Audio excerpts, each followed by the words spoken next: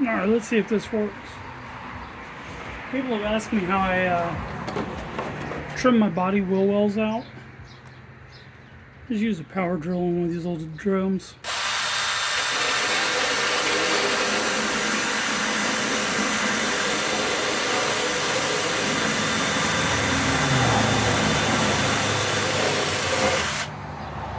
It's that simple. You just sand them up to the line.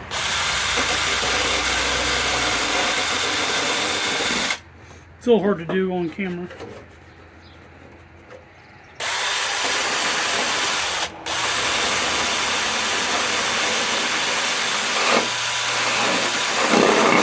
Just make sure you round around your corners, any edges. Helps keep them from cracking.